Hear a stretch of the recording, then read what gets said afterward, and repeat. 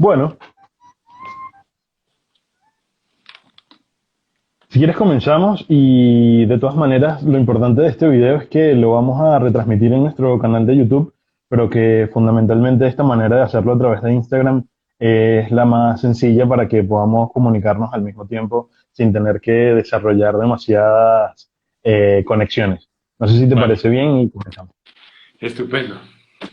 Bueno, excelente. Lo primero, darle la bienvenida a todas las personas que nos están viendo en este momento y que lo verán luego en la retransmisión. Esta es una de las herramientas que está desarrollando el Instituto de Derechos Humanos de la Asociación Mundial de Juristas y que compone además la posibilidad de desarrollar un observatorio de derechos humanos. Y en este momento en el que la crisis humana relacionada con la pandemia por COVID-19 está justamente en su punto más álgido en América Latina. Contamos en esta oportunidad con el honor de hablar con Camilo Umaña, quien es un destacado defensor de derechos humanos, además profesor e investigador respecto a los mecanismos, ¿no?, relacionados con la manera como la gente reacciona a las violaciones de derechos humanos. ¿Estoy en lo correcto? Así es, Rubén. Muchas gracias por la honrosa presentación. Bueno, no, gracias a ti. Es un honor, como decía, que nos acompañes. Yo soy Rubén Romero Lozano, soy abogado, también defensor de derechos humanos. Y bueno, sin demorarnos más, vamos a comenzar que podamos sacarle el mayor jugo a esta entrevista. Em, Gracias. lo primero sería preguntarte, un poco poniendo a las personas que nos vean en contexto de lo que estamos haciendo, es verificar si la crisis democrática que está ocurriendo en muchísimos países y que se verifica además en un incremento de las violaciones de derechos humanos, es algo que está ocurriendo en Colombia también. Entonces, la primera pregunta que me gustaría hacerte es, ¿cómo describirías tú este panorama general de derechos humanos en Colombia? Bueno, Rubén, pues una pregunta con muchas aristas. Yo creo que, digamos, Colombia vive una situación particularmente desafiante en materia de derechos humanos. Y como sabes, Colombia acá, firmó en 2016 un acuerdo con la guerrilla de las FARC para pues poner fin al conflicto armado con esta guerrilla al menos. Sin embargo, pues existen muchos otros grupos armados y muchas otras formas de organización que hacen que pues el fenómeno sea mucho más complejo que sencillamente firmar un acuerdo para llegar a un proceso auténticamente transicional. La implementación del acuerdo no ha sido totalmente satisfactoria por parte del Estado. Hay muchísimos déficits. En general, los puntos, la gran mayoría, pues no se han cumplido a cabalidad. Esto ha generado que pues, se vive un ambiente en el cual hay una percepción de que el sistema integral y la transición no haya realmente llegado a raíz del acuerdo. Adicionalmente, pues hay un acumulado histórico de precariedades sociales en derechos económicos, sociales y culturales, derechos civiles y políticos que hacen que sea muy difícil la exigibilidad y pues, el bienestar de la población en general.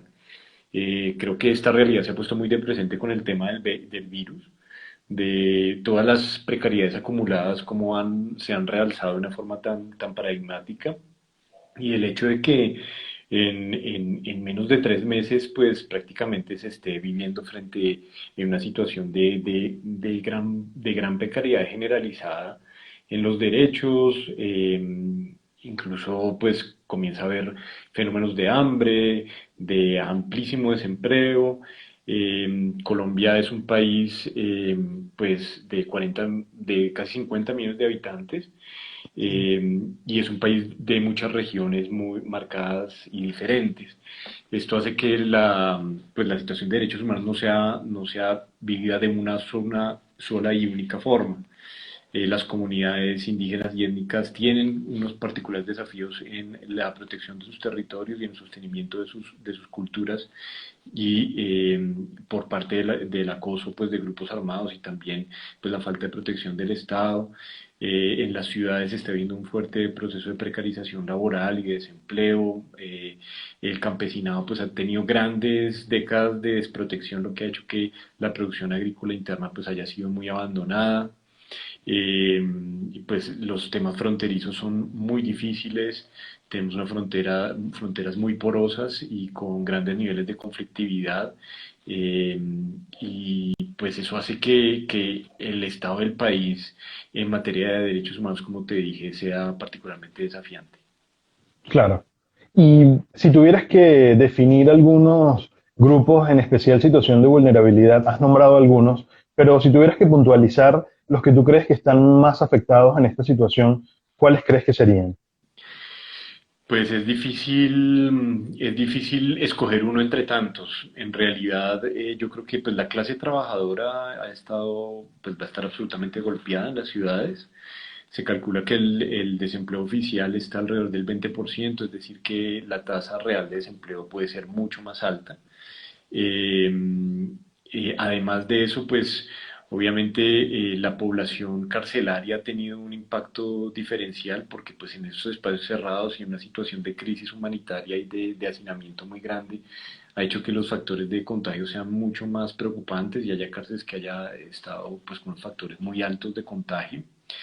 En general, pues las poblaciones, los pueblos étnicos, los pueblos indígenas y afro en sus territorios han estado aislados por grandes décadas. Eso les ha permitido que el virus en principio no arrecie tan fuertemente como en ciudades como Bogotá, que tiene gran contagio internacional, etcétera, pero pone en mayor peligro su supervivencia, porque cualquier contacto o contagio puede poner en gran peligro pues su supervivencia cultural, etcétera.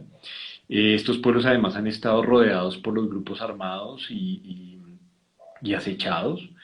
Los grupos armados en Colombia, organizados de gran diversidad de tipos, ¿no? Han optado por hacer una táctica de gran aislamiento para proteger de muchos contagios a sus fuerzas, lo que ha generado aún más ostracismo en las comunidades que ya se vivía. Han ocurrido muchísimas masacres y violaciones generales de derechos humanos y, por ejemplo, las personas no han podido muchas veces ni siquiera ser enterradas porque los grupos armados, además de hacer las masacres, prohíben que las personas puedan hacer sus cultos y el entierro de sus seres queridos. El tema ambiental es bastante preocupante. Digamos que recientemente fracasó una iniciativa legislativa para proteger la Amazonía de la deforestación, pero el efecto de la salida del juego, digámoslo así, de las FARC ha hecho que se hayan dejado al garete muchísimos territorios en donde las FARC ejercía un control militar y que hacen que la nueva entrada de nuevos grupos y de nuevos intereses económicos hayan generado una depredación especial en el ambiente, como un efecto un poco paradójico del acuerdo. En el tema, por supuesto, de las víctimas y acceso a justicia, pues las víctimas suelen ser un sector que tiene diferentes interseccionalidades, digámoslo así, de vulnerabilidad y eso ha generado, pues, por supuesto, que sus reclamos de justicia puedan verse pues muy afectados o por lo menos aplazados en gran medida. Pues las mujeres han tenido un efecto muy diferenciado en el tema del virus por la carga, por las cargas acumuladas que tienen y por el factor de violencia intrafamiliar y diferentes violencias acumuladas en razón de ser mujeres. Eh, y bueno, podría así seguir y seguir, también pensar en los niños que han tenido pues una situación muy difícil en cuanto al tema educativo. Colombia pues tiene un acceso muy diferencial de medios electrónicos, etcétera, lo que hace que muchas personas no puedan acceder a una educación de una forma equitativa. En fin, podríamos decir que las precariedades acumuladas del pasado ahora vienen a rebrotar y a radicalizarse a raíz del tema del virus. Bien, y las medidas que ha adoptado el gobierno colombiano en materia de derechos humanos en el contexto de la pandemia han tomado en cuenta a esos grupos en situación de vulnerabilidad y especialmente en algunos de los grupos de los que hablabas como personas indígenas, personas afro, personas que están en las zonas de conflicto. En mi criterio no. En mi criterio el gobierno se ha enfocado en medidas que buscan rescatar el aparato productivo pensando que el aparato productivo es el empresariado. Esto ha generado que las medidas se hayan concentrado tanto en temas frente a propietarios como en temas frente a diferentes sectores empresariales, no todos. Esto ha hecho que pues, las medidas en realidad estén más encaminadas hacia ese sector, pero aún así el empresariado, mucho de ello está quebrado y está quebrando. Entonces, pues no ha habido un gran éxito en cuanto a ello. Las poblaciones, pues no ha habido unas medidas realmente diferenciales en cuanto a estos diferentes grados de poblaciones. Eh, y esto ha generado que durante el 2020 se sigan presentando asesinatos de defensores y de líderes sociales. Es realmente preocupante cómo el confinamiento y la epidemia se ha aprovechado para como una oportunidad para asesinar y para tener como un blanco fácil, digámoslo así, a líderes y lideresas, a defensores de derechos humanos. Eh, Esto ha generado también una desprotección muy evidente, y las comunidades pues siguen en unos niveles de ostracismo y una falta de accesibilidad de los servicios básicos esenciales como por ejemplo la salud, que hacen que el virus tenga un mayor potencial destructivo en ciertas de estas comunidades. Frente a población carcelaria se tomaron algunas medidas en donde están proyectado que sean, entre comillas, beneficiarios de unas medidas de libertades domiciliarias o penas domiciliarias mejor, en alrededor de 4.000 personas, pero el hacinamiento y el sobrecupo de la población penitenciaria excede los 40.000 cupos, entonces pues es muy, muy bajo, muy poco paliativa la medida. Eh, y en general pues se vive una situación de dificultad social enorme, considerable, que no sabemos cómo se vaya a proyectar en un futuro próximo. Y con respecto al sistema de administración de justicia, con respecto al Estado de Derecho y como hace unos minutos conversaba sobre las víctimas y la imposibilidad de acceso a la justicia, justamente me gustaría profundizar un poco más en este tema. ¿Cómo se ha visto afectada la administración de justicia durante el contexto de pandemia? Bueno, creo que ha habido una afectación muy grande. La Administración de Justicia, como en muchos países latinoamericanos, tú sabes bien, Rubén, pues no es una sola. Es muy diferente hablar de las altas cortes a hablar de los jueces en los lugares más recónditos y aislados del país.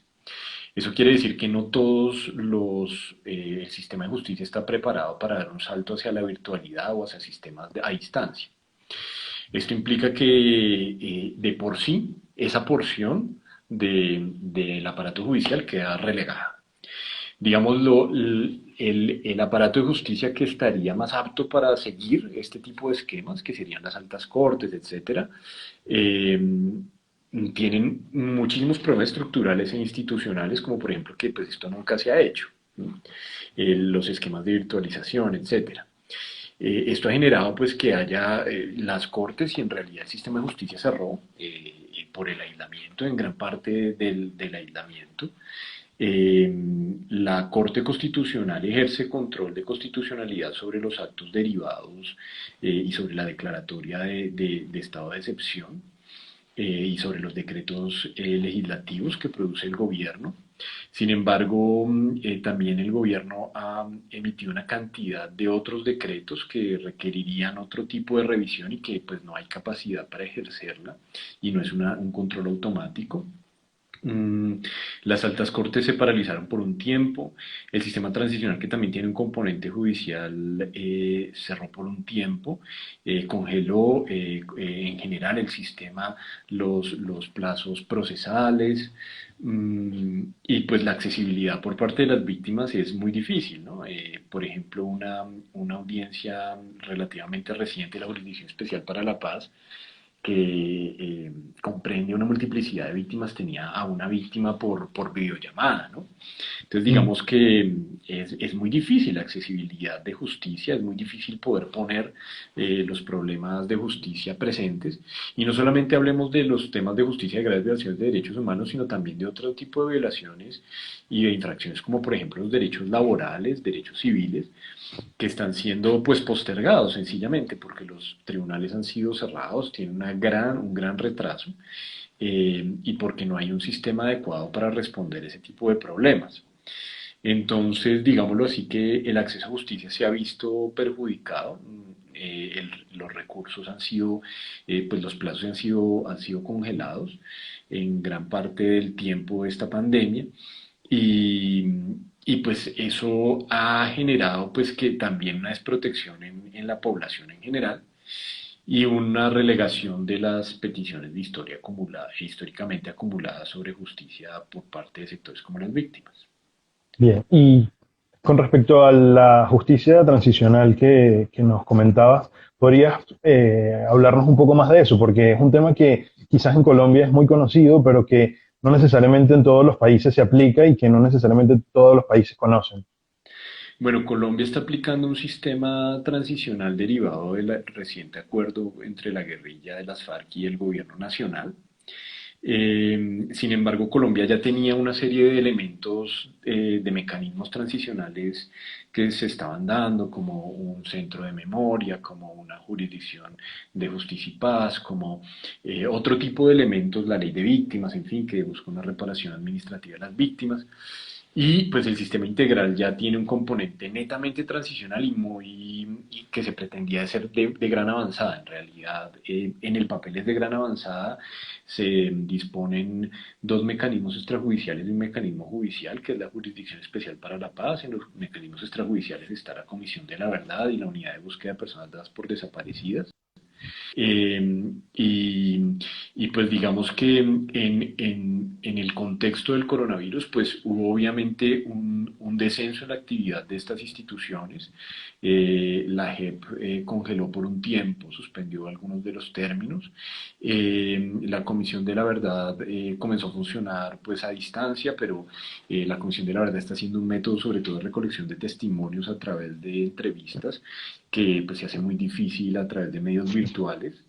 Y la unidad de búsqueda de personas dadas por desaparecidas pues depende de unos procesos sostenidos con las víctimas para dar cuenta del paradero de los desaparecidos. Muchos de los desaparecidos pues han sido asesinados o pues tienen que irse a buscar en sitios que requieren de una accesibilidad difícil. Ellos han tenido además la dificultad de que con el tema del coronavirus ha habido pues una mayor masividad en tema, una preocupación frente a temas de la disposición de los cuerpos. Eh, los cuerpos que son sospechosos de coronavirus son inmediatamente cremados. Eh, pero pues el manejo un poco del tema de cuerpos es muy difícil, muy desafiante para la unidad de búsqueda y pues de accesibilidad a los territorios, etcétera, de hacer todo el proceso antemortem y postmortem, digamos o toda la recolección de información de este tipo que se requiere para dar cuenta del paradero de muchos de los desaparecidos. Eh, entonces, digámoslo así, que esto es un factor, digámoslo así, práctico, pero también hay que aplicarle un poco de realpolitik y es el factor de que pues, el gobierno colombiano, el gobierno nacional, está en contra del sistema, ha tratado de hacer las mayores transformaciones ante la Jurisdicción Especial para la Paz, ha tenido dificultades en hacerlo, no lo ha logrado hacer del todo porque digámoslo así, ha tenido muchas cortapisas técnicas y también políticas, pero en este contexto en el cual todas las instituciones del Estado van a tener que poner una porción de sus presupuestos, pues evidentemente el sistema integral no se pretende que va a salir tan bien librado, ¿no? De un procedimiento tal. Entonces, pues digamos, el panorama es difícil para el sistema integral. Y se prevé que puede haber un panorama o una posibilidad de mayor impunidad. Eh, es difícil porque mayor es muy complejo. Eh, a ver, lo que sí es que al menos el acuerdo y el sistema integral nacen con la promesa de acortar la brecha de impunidad. Las instituciones ordinarias del Estado, además, se supone que están dirigidas con la promesa de hacer accesible la justicia y garantizar los derechos de los asociados.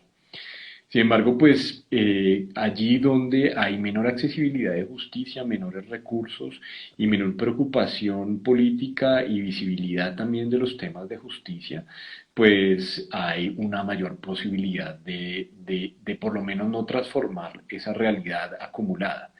La realidad colombiana está muy caracterizada por amplísimos factores de impunidad y pues la esperanza es generar mecanismos que puedan acortarlos.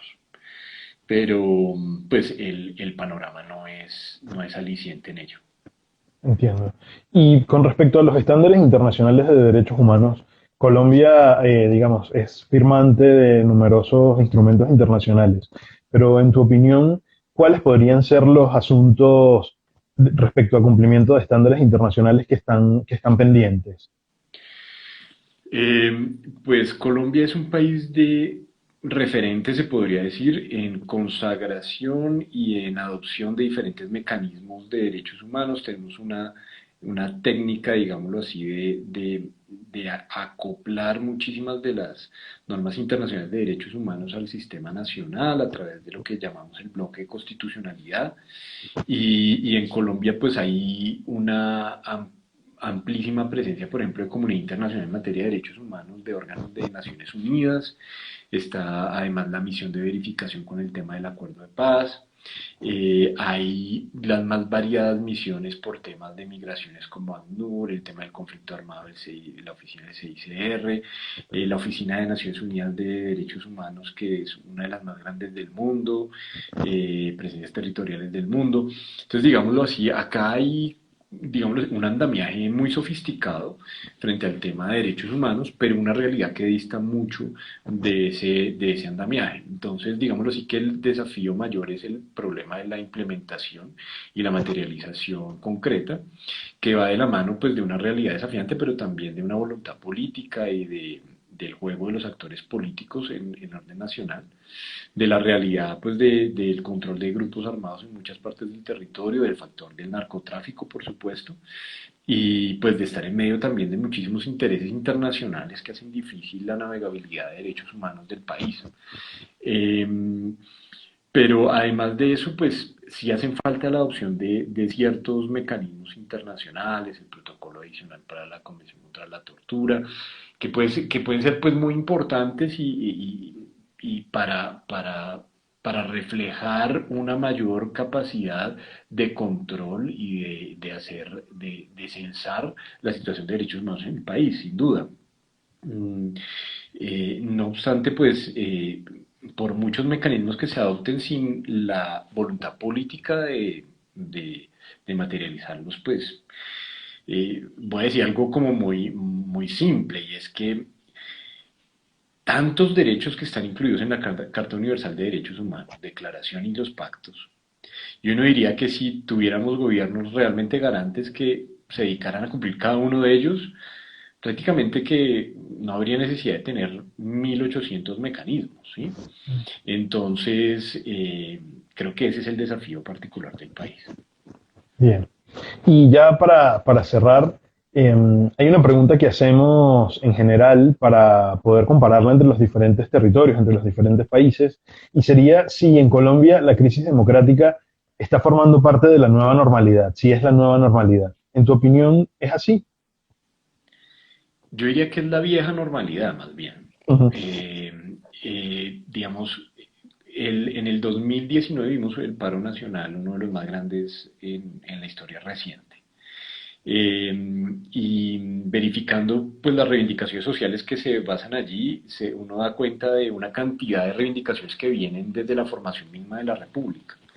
Democratización, igualdad social, falta pues dar con criterios que permitan contrariar la discriminación, evitar factores de violencia, especialmente de la oficialidad, bueno, en fin, factores que están presentes desde la conformación de la República.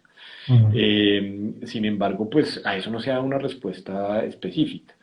Lo nuevo que trae el virus es, factores, digámoslo así, tecnológicos y actualiza un poco las precariedades, ¿no? Nos ha dado el 2.0 de las precariedades en cuanto a decir, mire, pues tenemos ahora unos medios virtuales que juegan un papel muy diferente.